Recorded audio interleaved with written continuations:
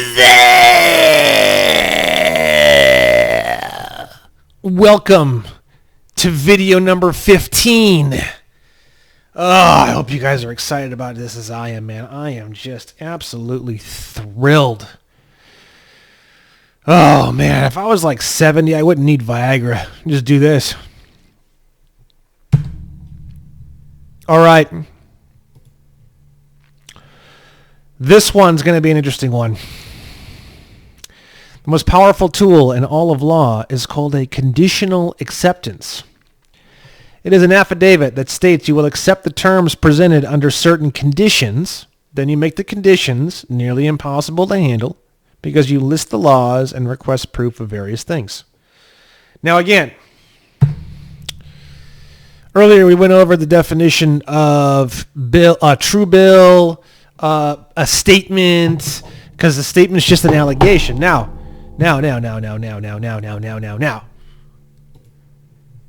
We didn't go over in that video, what is the definition of allegation? Does it mean alligator? Does it mean,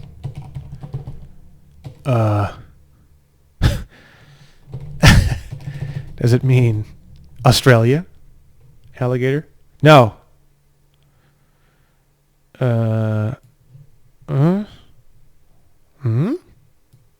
No. Macmillan Dictionary. Oh. Allegation. Alligator. Ooh.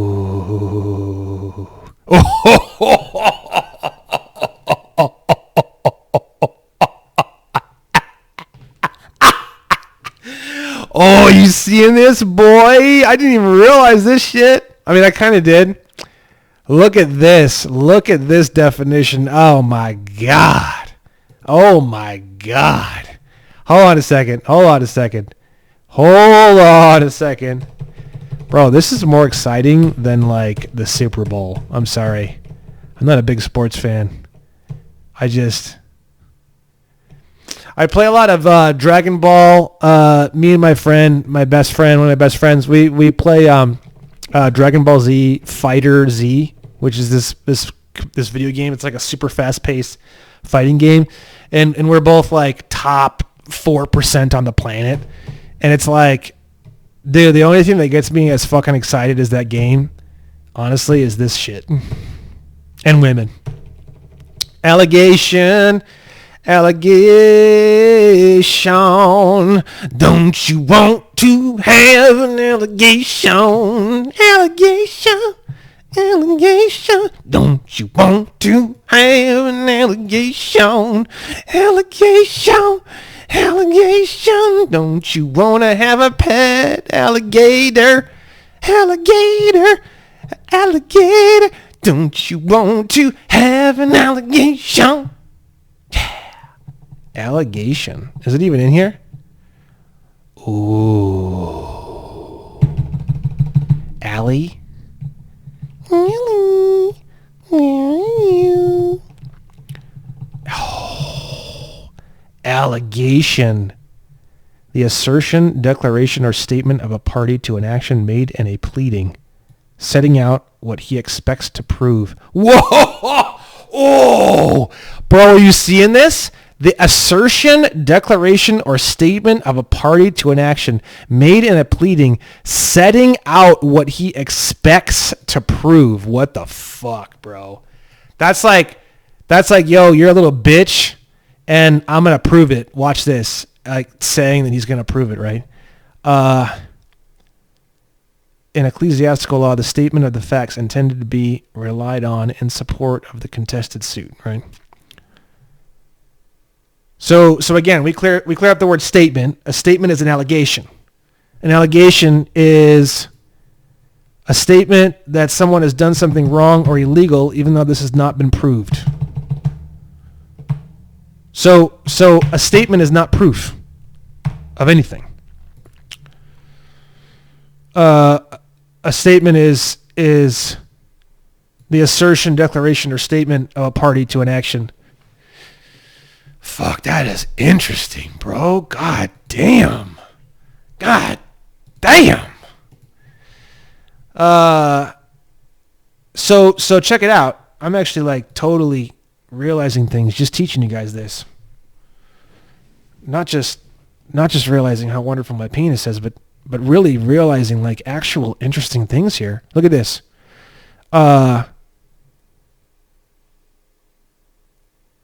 Then you make courts only see disputes. So a statement by definition is an allegation. So it's being like, yo, bro, I think maybe you owe me this money, and I'm willing to prove it if need be. That's what a statement is, right? Now, when you say, fuck you, bitch, I don't know you shit, now we have a dispute. Bada bing. So courts only see disputes, right?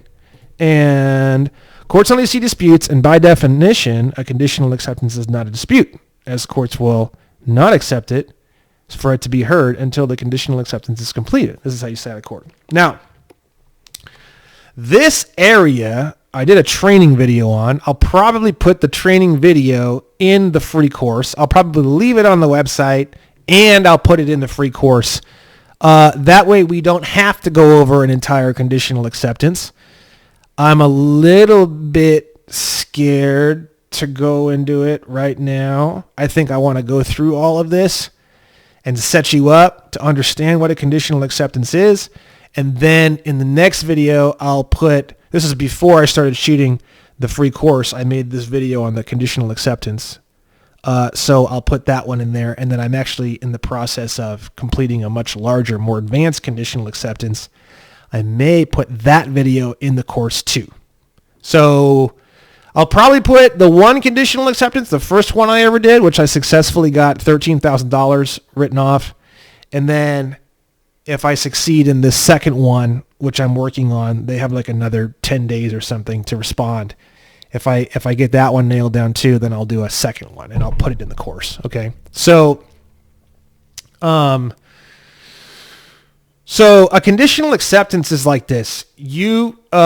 There's two terms, and I don't think we've gone over this yet, but if we might go over it more and more and more. So you have honor and dishonor, right? So all of law, literally, law is a game, and it's a game of catch. That's like you want to bring law and lawyers and legal stuff down to like the most insane simplicity in the world. It's catch. It's catch, and the game of catch is I throw the ball to you, and you throw the ball to me, and whoever drops the ball loses the game.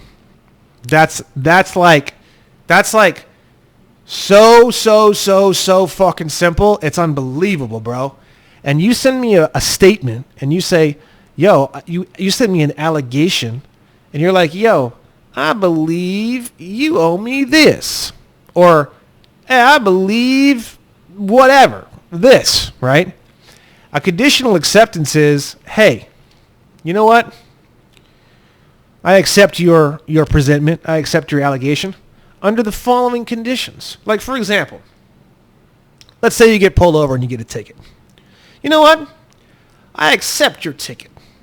All you have to do is just prove for me where you feel like you get your authority from and where you get your jurisdiction from, and you prove to me which contract I'm involved in that gives you the right or makes you believe you have the right to write me this here ticket.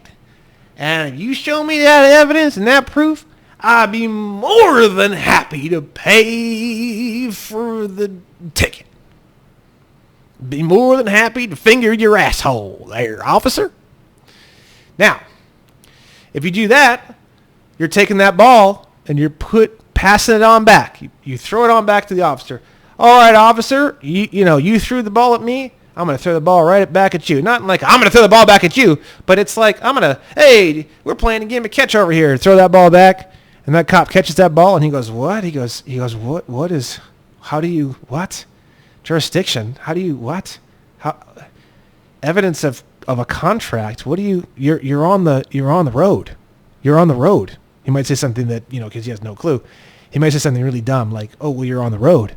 And he throws that ball back to you and you go, I'm on the road there, you say, officer. Well, I conditionally accept your allegation that I'm on the road on the condition of the fact that you prove to me that I don't own this road as a beneficiary of y'all's United States. If I ain't no beneficiary and I ain't got no case law that says that as a traveler, just as a side note, I have case law that says that travelers who are traveling in their private automobiles actually own the highways, which is part of the Right to Travel Pack from the James C. Lovett website. Now, I'll tell you right here, officer, on the condition that you tell me that this case law right here, that I got this quote, it tells me that if I'm traveling and my personal automobile ain't true, I'll grant you your jurisdiction. I will suck you off like a circus seal, toss your salad at the same time, motherfucker. Send that thing back. And he says, what is this? I don't. And then he just gets mad or something happens and then he just disappears or God knows what, right? And that's how you win. Because then when you make the officer drop the ball, you the winner. You the winner. Fair and square. Now, what creates dishonor? When you get pissed and you attack the other person, you fuck you, motherfucker, blah, blah, blah. That's considered in law dropping the ball. Dropping the ball. When you freak out and you don't conditionally accept the offer and pass it on back as a friendly ass. Basically, the way it essentially works theoretically, super ultra theoretically, is it's almost like the officer wants to play a game with you. And if you end that game prematurely, it's like premature ejaculation for a woman, okay? The woman wants to have sex for more than 22 seconds, okay? Now, you're having sex for 22 seconds, and you start shaking, and she's sitting there, and she's like, her eyes are rolled up in the back of her head like she's being possessed by demons. And it's not a wonderful experience. She wanted a game. She wanted a fun game called sexual activity with someone who isn't a piece of shit.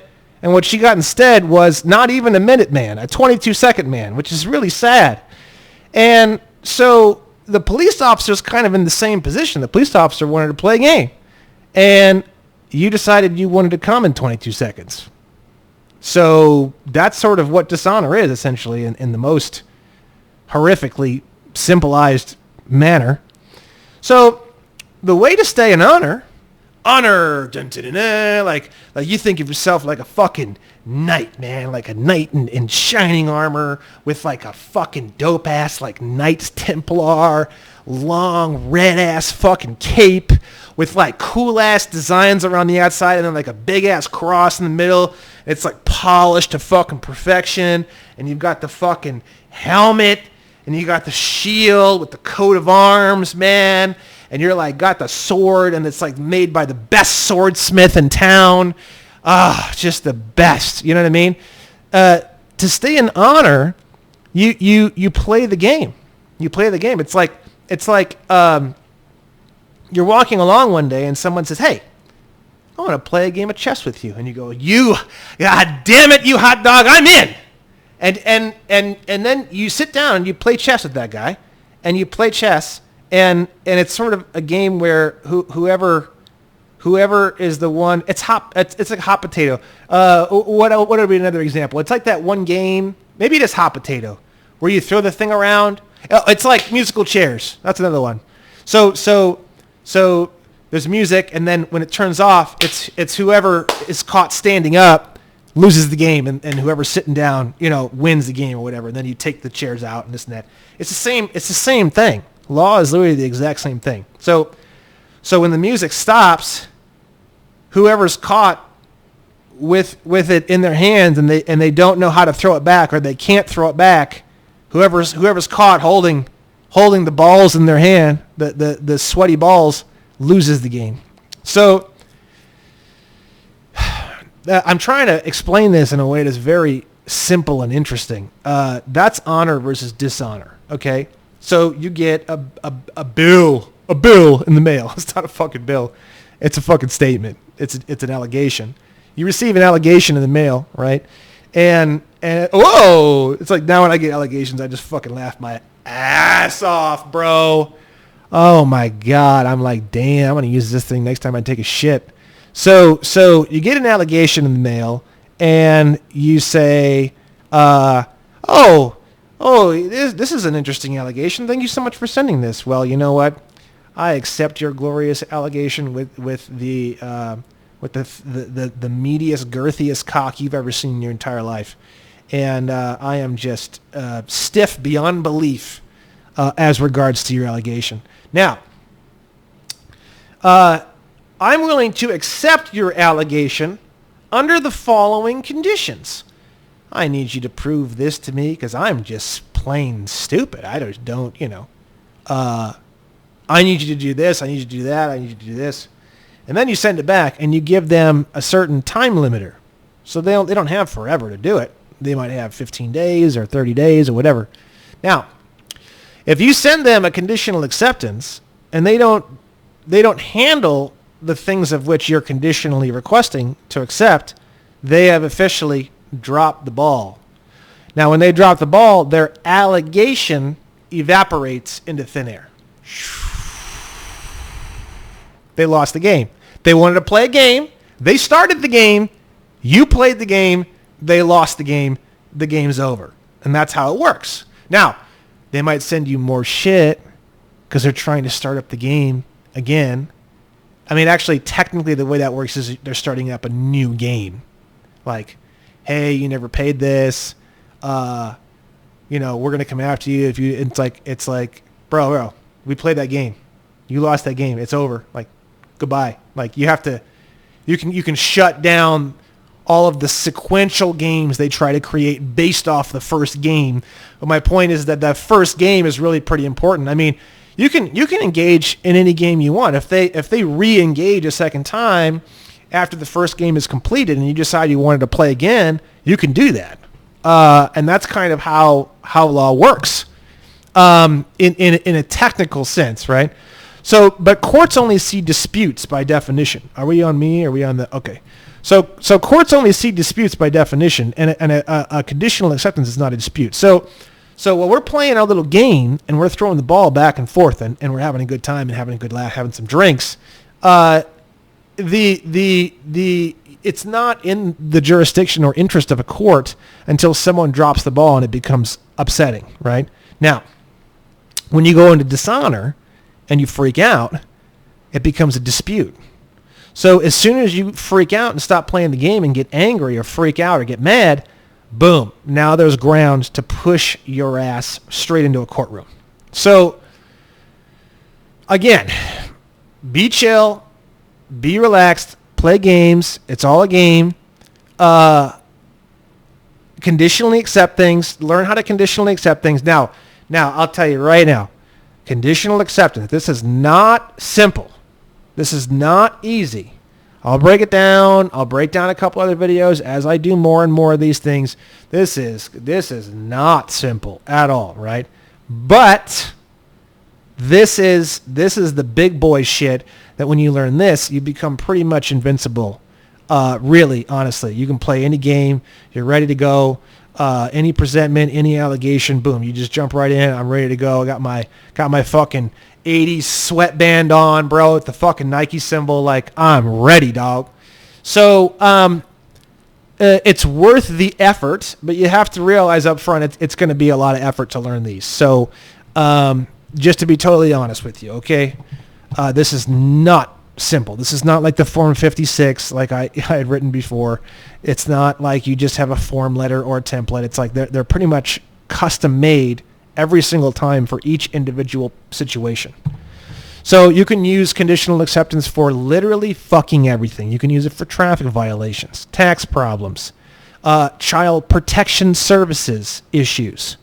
You can use it for divorce proceedings. You can use it for business deals, commerce, joint ventures, everything. Christopher Hauser talks a lot about the conditional acceptance. He has a lot of examples. He has an entire Zoom meeting thing that you can't see on YouTube. You have to find somebody who actually has it. It's like a 2.5 or 3.5 hour Zoom meeting where he breaks down an entire conditional acceptance in a lot of details. I'm going to be breaking down some of my conditional acceptances as well. So a conditional acceptance makes you nearly invincible in law. Okay? Because if you receive an allegation, a conditional acceptance is an affidavit.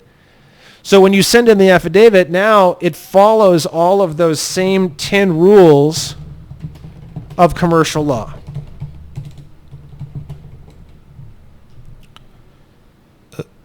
10 maxims. Maybe it's maxims.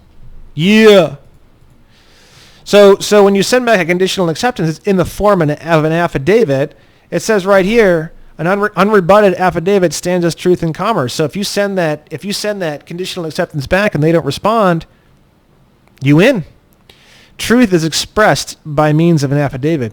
So a statement by definition is not truth. A statement by definition is an allegation. An affidavit is truth. So, yeah. He who leaves the field of battle first loses by default, number 8. So that one is also interesting because if they fail to respond or if they like run away or if they, like when I send in conditional acceptances, they usually just try to avoid me at all costs. It's actually very funny. Fine. I mean, if I send you in a conditional acceptance and you leave the battle, the field of battle, I win, bro. Everything that I wrote in my fucking affidavit becomes truth in law right then and there. So very, very interesting. You'll find that when you start writing these things, nobody ever responds to any of them because they are hoping that you'll just give up or just not respond or something. They're hoping for the easy way out, right? You write up one of these bad boys, and the first one took me a lot of effort and time, but frankly, after writing up the first one from scratch, boy, I could write up one of these fucking things in 10 seconds now. It's very, very, very empowering. I mean, you want to talk about big dick energy? Fuck, bro. Conditional acceptance is BDE like you wouldn't fucking believe, bro. I mean, huge, veiny, like a Snickers bar. I'm telling you. It is just unbelievable. Unbelievable. So highly recommend. It will change your life. You get bills and you get IRS letters and everything. You're just laughing, bro. You're legit laughing. So, I mean, it's empowering and freeing beyond belief. Filing documents and doing all this, it is freeing. It is badass. It is awesome. It is super nice. But at the end of the day, it's that sort of like confidence. It's that sort of unshakable personal certainty. That's really, honest to God, where the true freedom is. Like, for example, Christopher Hauser. Christopher Hauser, he's like the passport thing, like all these papers, like revocation of election, like fuck all that. Like you literally just stand up, you say that you're a fucking, a king or a queen, and you tell everybody to go fuck themselves, and that's the end. And you're a king or a queen. And like, honestly, I don't disagree with him because I think the highest level really is a personal certainty, unshakable 100% personal certainty and confidence. The reason why I'm doing this course and putting all this shit in here and putting in the passport and putting in this and putting in all the things that I'm doing is because I feel like for most people, the route to achieving that insane personal certainty and totally unshakable personal confidence is going through some of these more lower level certainties, like I still need, acknowledgement or something from some other group, which is essentially what a passport is, right? You're still in that I need a license or I need acknowledgement from somebody else to really feel confident, right? Which is like almost like a lower level mentality in itself. But you're going to move up and through these other mentalities. Like, for example, you might send in a revocation of election and then they send back that you still owe money and you still have bills and you still have all this and you still have all that. It's like you have to, especially if you owe previous money. Oh, by the way, when I did my revocation of election, I didn't owe the IRS a penny, not one penny. So there's going to be a lot of people filing revocation of elections that owe money and stuff like that. I'm hoping that through all this stuff that I'm teaching you, that's why I'm teaching you so many different things from so many different angles. I'm trying to instill in you like true personal comfort and certainty. Like when you really, really, really know and you really, really have all of the information and you realize that they're writing these letters to a trust and that they're praying to God that you're going to be operating as though you're the trust and not knowing that you're operating as the trust. It's like, or that the Title 26, Section 7806 that states that there isn't even an enactment clause that makes the Internal Revenue Code real at all. Or when you realize that it's a gift or bequeath or bequest or whatever the fuck it is to the United States. Or when you realize all these different things that I've been teaching you, that they help you, quote unquote, to be treated as though you're a resident alien, which means that you live in Washington, D.C. They change your status because you can elect to do so. It's like you can't elect to live in Mexico. It's like this whole weird, like, I identify as a fucking binary shooting star. Like, I identify as someone who lives in Mexico. It's like, dude, you either live in Mexico or you don't. Like, you know what I mean? So when you hit that level of personal certainty, and you're going to hit that level throughout, you're not going to hit it right away, but you're going to hit it as you're moving through all this and you learn more and more and more. The personal certainty aspect, just like Chris Hauser says, truthfully is the highest level. And that is the level that you should be going for at all times. And there is nothing. If I met someone and they were like, nah, bitch, like, I'm not going to file shit. I'm not going to do a passport, revocation of election. Let them try. Let them try to come to me and tell me that I owe them money. I would like to see it happen. That's badass. That's like, to me, that's the highest level. And I have like mad respect for that shit. I couldn't jump straight into that category. That was like a huge, giant jump for me. So I wanted to go through everything. I wanted to read everything. I wanted to file everything. I wanted to file every fucking thing I could possibly get my hands on or say or think of. And I developed my confidence and my certainty over a whole lot of studying and actions. So everyone's different. And, but do realize that, that is kind of the pinnacle. Okay. I forget why I was even saying all that. But anyways, if you wind up forced into a courtroom, one of the most powerful tactics is to bring your own hired certified public recorder into the courtroom, thus making them anxious and feeling very careful about what they do or say. This is how you take control of their courtroom. It will piss off the judge, but it will also put them in their place as a public servant. You need to force these people to do their job in a fiduciary trust, where they are the trustee as a public servant and you are the beneficiary. It is only you that will force these people to do their job. For them to do anything that doesn't benefit you is actually trust fraud. I mean, you shouldn't even be going into a court anyways, unless they basically essentially arrest you and force you to go. Like, anyway, you can just not go or just send back summons or just reject everything that they possibly give you or just avoid signing for anything. Like, obviously, when they come and they find you. Oh, this is actually an interesting time to go over this. So when someone asks you for your name and you give them your name, legally you're now contracted to that person. It's kind of a weird point in law, okay? So what happens is when they're going to serve you documents, they say, are you Brandon Williams or are you Brandon Joe Williams?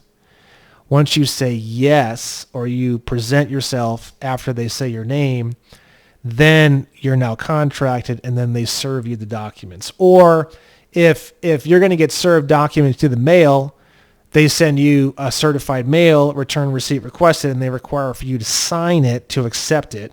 We're going to be going over the mail later. When you do any of these things, you're contracting.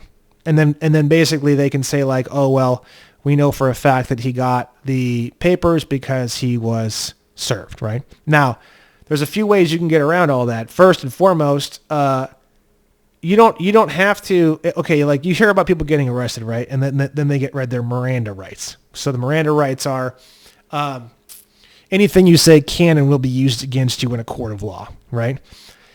And you have the right, as your Fifth Amendment right, not to be witness to yourself or incriminate yourself in any way, shape, or form. So you've probably seen this in TV shows and movies like pleading the fifth, which means you're just not going to talk. You can always not talk. You can not, I mean, really, you can not talk all the time. The cop can pull you over and say, "What's your name, son?" And you just say, "I don't answer questions." And what do you mean, son? Blah, blah, blah, blah, blah, blah, blah. With all due respect, officer, I don't answer questions. Well, if you don't answer my questions, then this and this is going to happen. Sir, even under threat, menace, and duress, I still don't answer questions. I mean, bad shit can happen, especially if you're kind of a dick about it. But, that's the whole point is that, someone asks you, what's your name? And you don't know who they are. And they look kind of weird. And they look like they're looking for somebody. I don't answer questions. I don't identify myself to strangers. Who are you? Oh, I'm blah, blah, blah, blah, blah. And they say, I'm looking for, Jim Johnson. I don't know who that is. No idea who that is. Because what's funny is that when you get the summons and you look at it, it'll say Jim Johnson in all capital letters. What that means is Jim Johnson, the trust located in Puerto Rico. So what's funny is that when he says, "Are you Jim Johnson?" and you say yes, what's happening legally in that situation is you're contracting as Jim Johnson, the trust. And that's why when you open the letter, it's going to be in all capital letters. So when you tell them, no, that I don't know who that is, I believe that person lives in Puerto Rico or whatever, you're actually telling them the truth. And that's what's so funny about the situation. Another thing you can do if you really want to confuse them is you say, my name is Jim hyphen Johnny Johnson, agent of trust known as Jim Johnson. How can I help you? That gets them just totally, wildly, chaotically confused. So your better bet is just to say, that's not me. I don't know who that is. That must be another person. You can use their own terminology against them. Oh, that must be another person. I'm not aware of I heard maybe, I think he's in Puerto Rico, or you can say, oh, he must be another person. You can say, if you really want to be like completely technically accurate in what you're saying, oh, that must be another person. That's not me. That's true. So, that's about getting served documents to the mail, getting served in person, and then also giving your name out and contracting to anyone who you give your name to or who you respond to your name. Respond to them asking about your name, okay? In law, that of which creates something has the power to destroy it. The people create and fund these offices of public servants and thus have full right of dominion to make sure they are not corrupt or destroy them if they are.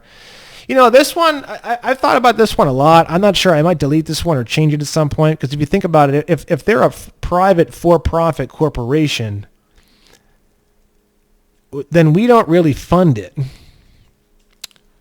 We only fund it if it's government, right? So you hear our tax dollars at work and blah, blah, blah, blah, blah. If the government and all these government agencies are all private for-profit corporations, our tax dollars don't have anything to do with these corporations because our tax dollars go straight to the Federal Reserve, and then from the Federal Reserve, it goes straight to the International Monetary Fund, and then straight from the International Monetary Fund to the United Nations. I don't think our tax dollars, even one penny of it, goes to any of these organizations. So this one's a little bit interesting. I think I might change this one or get rid of it because it's not, if you think about it, we don't have a de jure government anymore. In a de jure government, our tax dollars, which would be a different type of tax, because this type of tax that we have now is completely unconstitutional. But let's say there was an excise tax or something like that, a legal one, a constitutional one. I could see something like that funding government offices or courts or whatever, right? Now, if that was the case, then this line would be true. In law, that which creates something has the power to destroy it, that is true all the time. The people create and fund the offices of public servants and thus have full right of dominion to make sure they're not corrupt or destroy them if they are. Yeah, so I don't know on that one. I don't think that's actually true now that I've studied this far along on this one. So conditional acceptance is an affidavit. Truth is expressed in the form of an affidavit. This is from the 10 Maxims of Commercial Law. An unrebutted affidavit stands as truth in commerce. An unrebutted affidavit becomes judgment in commerce. This is more complicated. So there are 5 generic points that can be used in a conditional acceptance to utterly crush any legal presentment for court. Where is the alleged maritime contract? Your jurisdiction goes no more than 1 mile inland. So this is regarding to the sea jurisdiction, which is the commerce jurisdiction. It's basically all maritime law. It's all maritime contracts. So the jurisdiction goes no more than 1 mile inland, but because they've set us everything up to make it seem like everything's underwater, this is a very interesting way to basically challenge the jurisdiction of the presentment. I hope that makes sense. You're saying this is a commercial situation. So if this is a commercial situation, it's a maritime sea jurisdiction situation.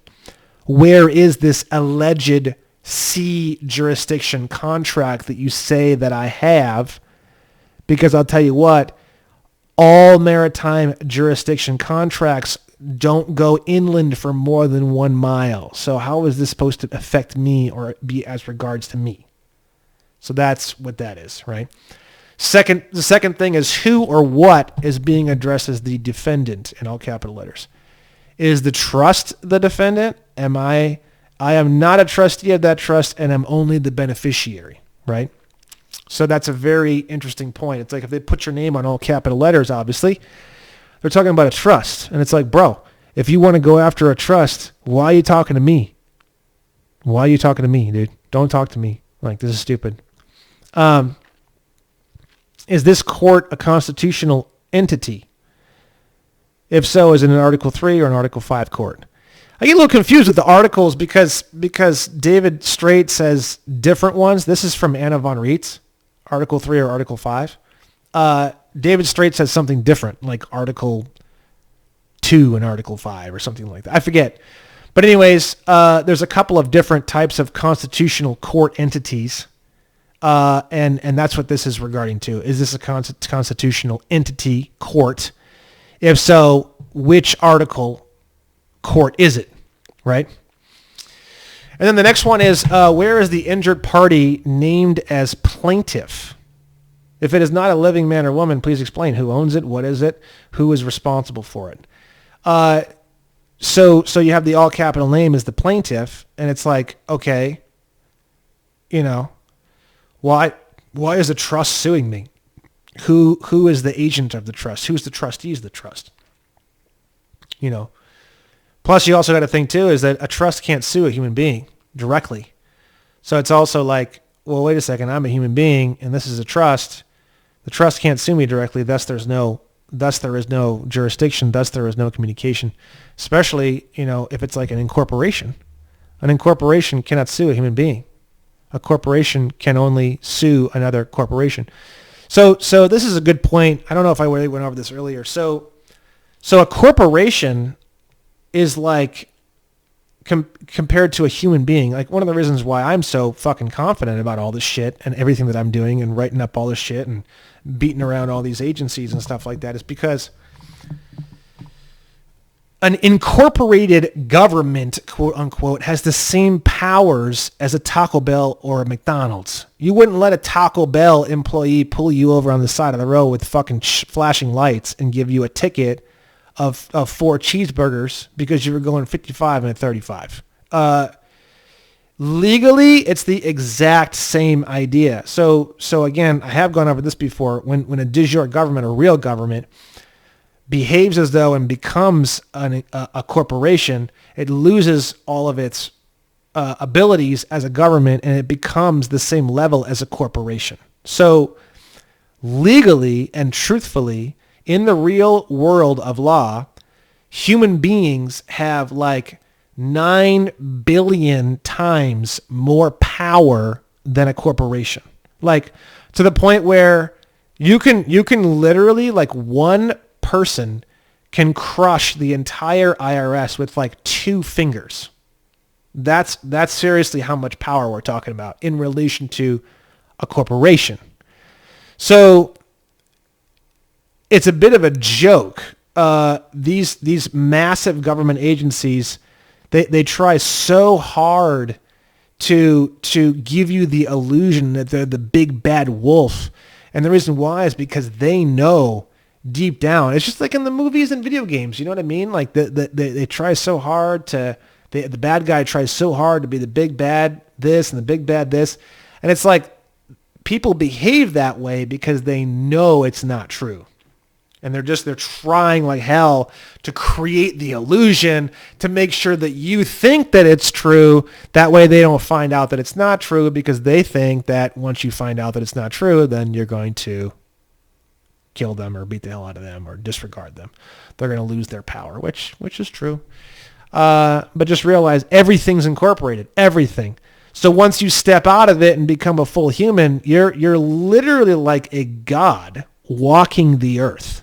And these organizations and they're companies.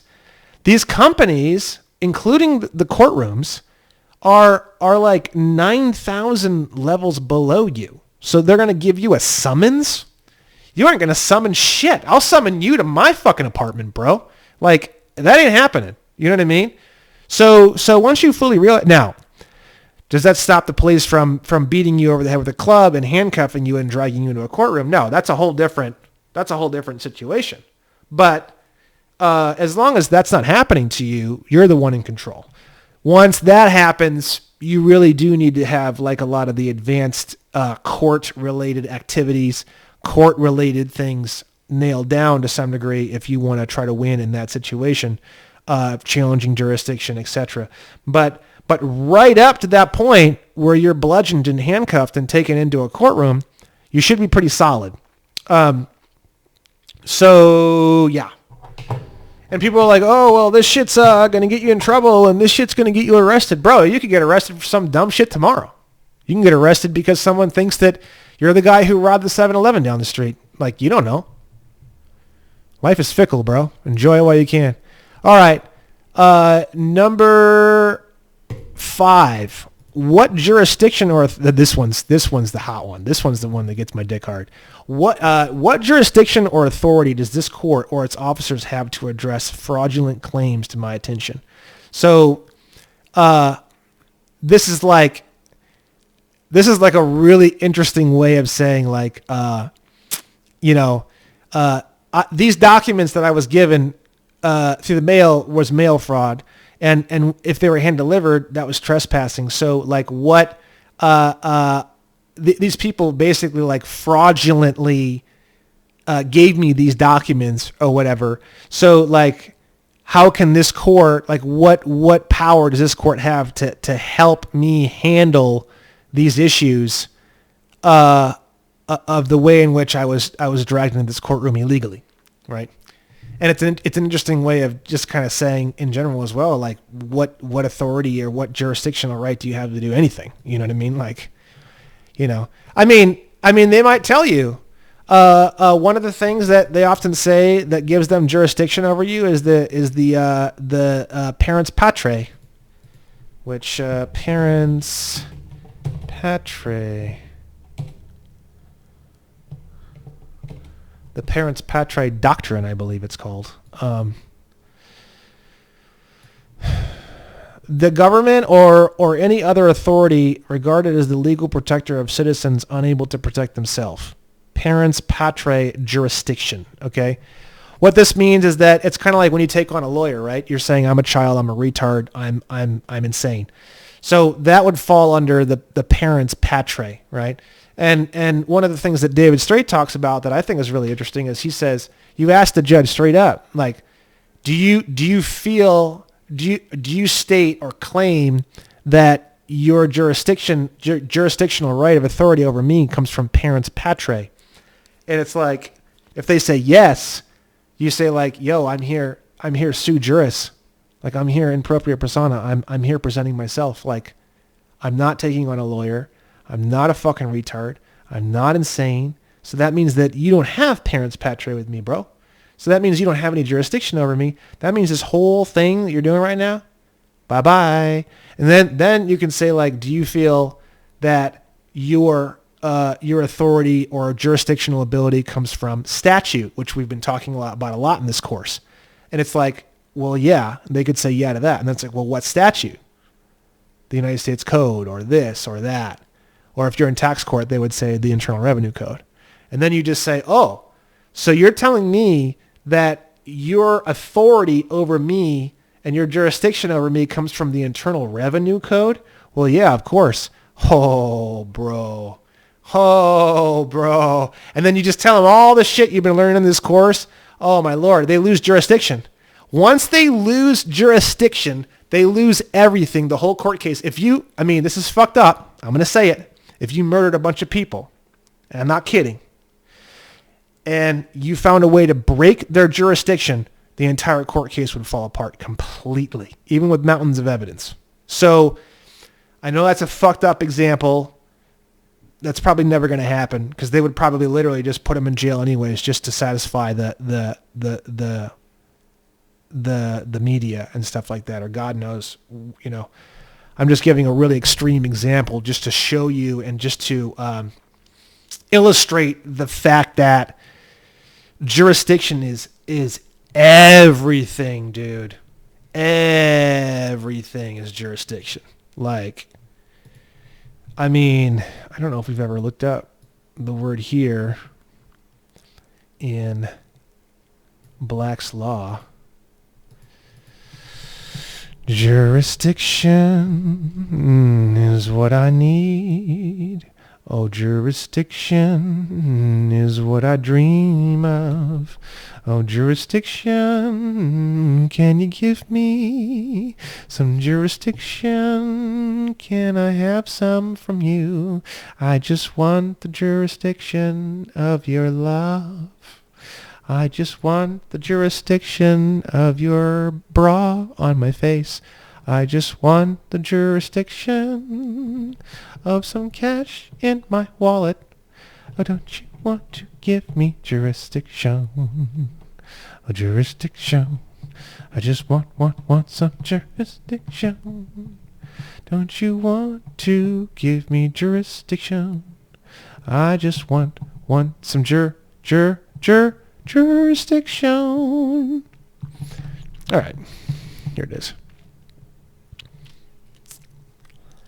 It is the authority by which courts and judicial officers take cognizance of and decide cases. Check that out. Meaning, if they don't have jurisdiction, they cannot decide cases. If they cannot decide the case, there's no dispute. Courts only see disputes. The entire case fizzles into dust. That is jurisdiction. It's got nothing to do with what you see in the movies. It's got nothing to see. Look at this. The legal right by which judges exercise their authority. Without jurisdiction, they have no authority. Do you know who the authority is if they don't have jurisdiction? You are, motherfucker. You are. You say, I'm innocent. Boom, you're instantaneously innocent. You could literally, if you say I challenge jurisdiction, and they say,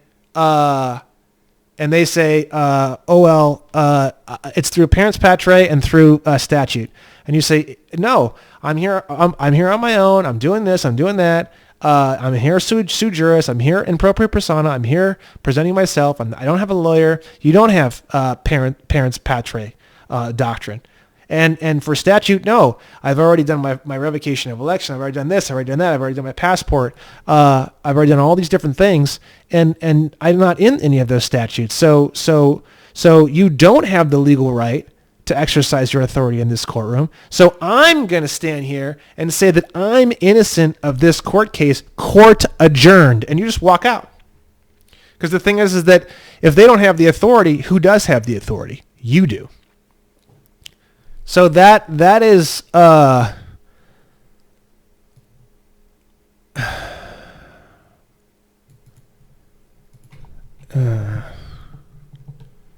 it is the authority, capacity, power, or right to act. So look at this, dude. Look at this. This is beautiful. I don't think I've ever really taken the time to look at all these.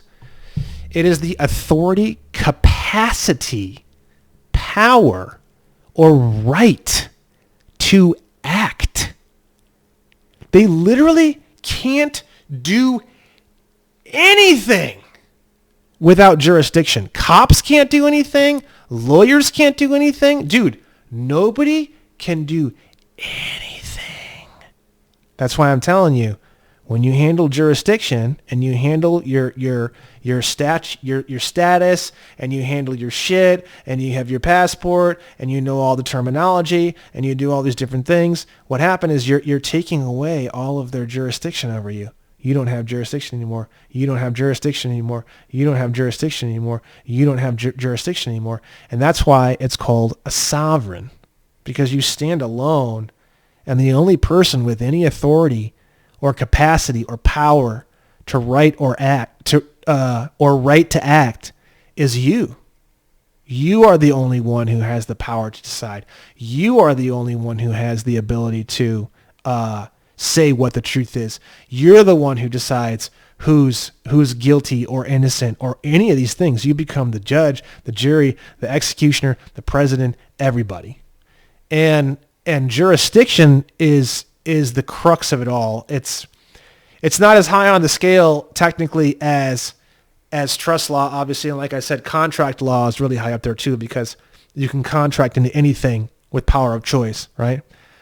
But jurisdiction is kind of like over here, kind of. It's like it's not the same kind of a thing, but it's very, very high still, like on the overall like pyramid scale kind of thing, however you want to say it.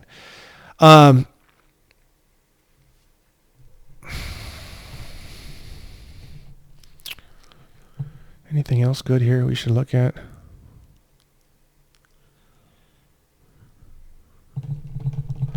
There's different types of jurisdiction.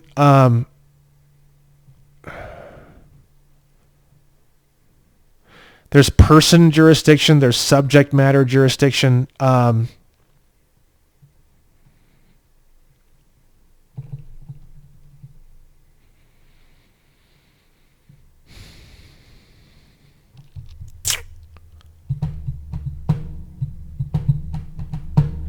I'm not totally sure. I believe person jurisdiction, I believe that means like the whole domicile, residence, like the fact that they actually have authority over you as a person, like as a being, like in terms of your location and in terms of their ability to judge over you. And then I think subject matter jurisdiction has something to do with it says here a jurisdiction of class of cases to which particular case belongs. I'm not totally sure on all of that. I don't think there's any other types of jurisdiction. I think those are the two main ones.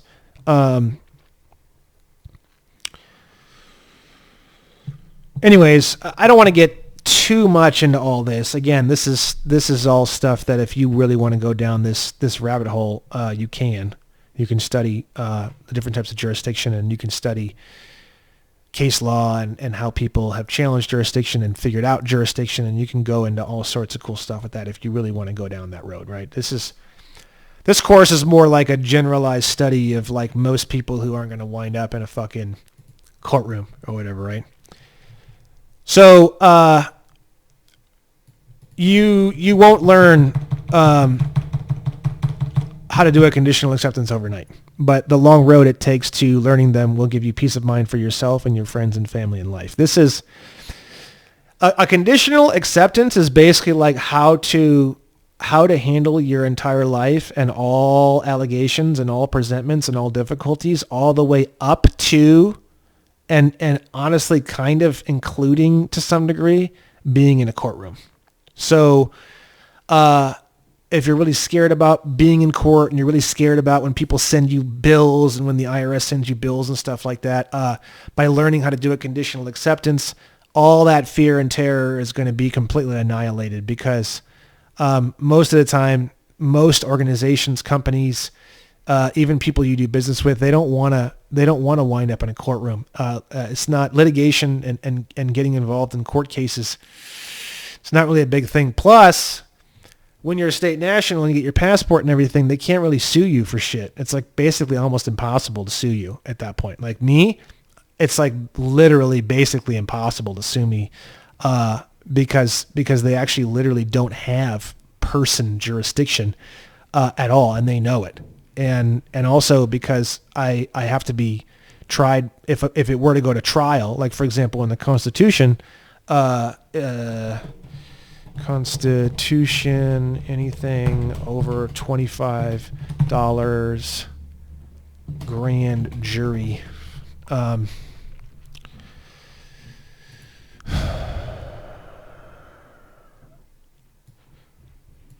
In common law, where the value in controversy shall exceed $20. Now, this is really interesting because there's the word exceed. So that would be 21 and above. Not 20, but exceed $20. The right of trial by jury shall be preserved, and no fact tried by a jury shall be otherwise reexamined in any court of the United States than according to the rules of the common law, right? I believe that's right to a trial by jury, but right to a trial by grand jury, right? So anything more than $20, you can actually request a grand jury. So yeah, it's just one of those things where when you know all this stuff, you no longer really care that much. I mean, to get me into a courtroom is like nearly impossible at this point, and honestly, like. It does kind of scare me, I guess, a little bit about the fact that if I ever were to be forced into a courtroom or whatever, but like I feel like I could handle it. I mean, you challenge jurisdiction, that's one way to do it. And then like I've said in the previous videos, another way to do it is just simply ask the definitions of words and just pretend like you don't really get it, right? If you don't... the word understand is a weird one. It actually means like the legal definition of under and stand. If you take the two different words together, it actually means like, do you stand under my authority? So it kind of sucks because when they say, do you understand, like a cop or a judge, what they're saying is, do you stand under and subject yourself to my authority like a bitch? You got to be a little careful. You'll learn some of these words are on my website, and you'll learn this as you go through some of this, right? But if you sort of like really don't get what's going on, and you try as hard as you can to stay away from the word understand, I don't comprehend this, I'm just not tracking, blah blah. The court case and the legal proceedings can't really continue until you are no longer lost and confused. So you can kind of just pretend that you're probably actually literally going to be lost and confused though. So it's not really pretending, but you're basically like constantly communicating. I'm just not comprehending this. Like, what does this word mean? And what does this word mean? And what does this term mean? And what does this phrase mean? I am just not, how can you do this? And how can you do this? And why did he say that? And you can just go on and on and on and on and on. And especially if you really don't get it. And that's another way that you can sort of annihilate the whole thing. But if you're pretending, they're not going to like that. Or if you're being a dick, they're not going to like that either. But anyways, jurisdiction is a big one. Changing all your shit and getting everything cleaned up is a big one, because then you can't even wind up in a courtroom anyways. So they can send me all the allegations they want. I mean, they can do shit. So yeah, I think that's all we'll do for this video. I think I've kind of beaten it to death. I'll go ahead and put I'll go ahead and put I'll most likely put the conditional acceptance video that I shot before after this video. So you'll get the conditional acceptance video, and then the next day we'll pick it up at video 16. And I think that's how we'll do it. So, oh man, this course is just so fucking intense, dude. Oh, I hope you guys are really getting it and loving it. Anyways, have a good circus seal.